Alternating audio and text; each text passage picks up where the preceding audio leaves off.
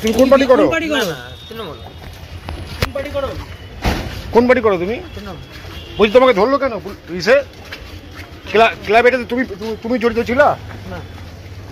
তাহলে তোমাকে অ্যারেস্ট করলো কেন? আমরা তো ভিডিও কোন দেখছিলাম। কোথায়? ঝামেলাটা কি নিয়ে? ঝামেলাটা কি নিয়ে হয়েছিল?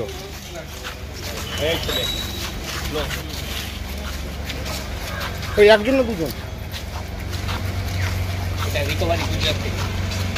কি কেসে?